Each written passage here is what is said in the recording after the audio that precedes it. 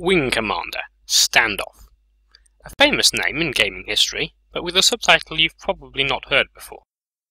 If that's the case, you should listen to the rest of this video, which will tell you what Standoff is and where it comes from. If you already know, feel free to skip this video and go on to the next one because you won't learn anything here. The story of Standoff begins with another game, Wing Commander Secret Ops. It was an expansion for the last game in the Wing Commander series, Prophecy. Secret Ops was an experiment in game distribution by EA.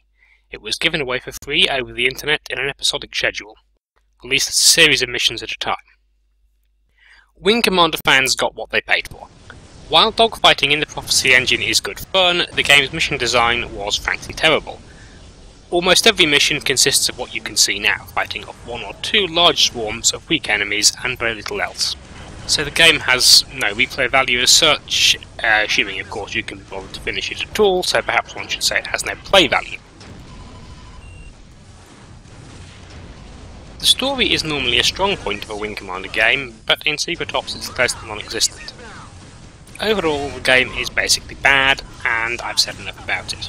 However, it was the last Wing Commander game for a long time, so the fanbase had to make do. Modding and editing tools began to proliferate. The source code was never released, but nonetheless it happened. People began making new missions and new models for Secret Ops, and eventually we got an entirely new campaign, although a short one. This isn't Standoff, not yet anyway. Unknown Enemy was released in October 2002, and greedily devoured by the small proportion of the Wing Commander fanbase which had actually heard of it. It's a game about the Nephilim War, from the perspective of the Union of Border Worlds, who had been introduced in Wing Commander 4. I never played it until after I'd played Standoff, and by comparison it suffers. It retains several of Secret Ops' flaws.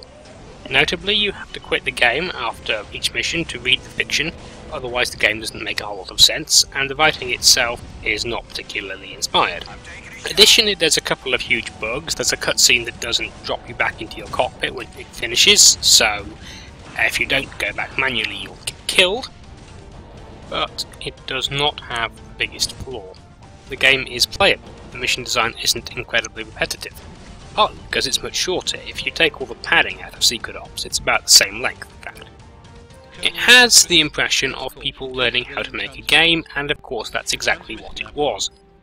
The game was well received, and so the same team embarked on a much more ambitious project.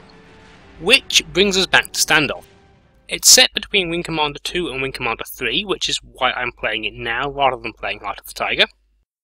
It is a much better game than Secret Ops, and there's as much imagination in its 5 episodes as there is in almost any other space combat game I've played.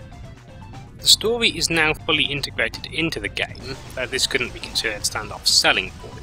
The talking head cutscenes somewhat expose the game's budget of nothing, and the voice acting is rather mixed. But the graphics on the other hand have been given a big boost, and while the game isn't as pretty as Free Space 2 Open, it's certainly not. In terms of the overall storyline, Standoff is set during the novel Fleet Action and tells the same story as the second half of that book. This means it goes some way to explaining the abrupt transition between Wing Commanders 2 and 3, which is another reason we're playing it now, as well as the fact that I just want to show it off. Instead of Christopher Blair, the protagonist of the other games, or Jason Bondurevsky, who's arguably the protagonist of Fleet Action, we'll be following this man, Captain William Bradshaw. As the game begins, he's the commander of the fighter squadron attached to the TCS Lionheart, a Gilgamesh-class destroyer.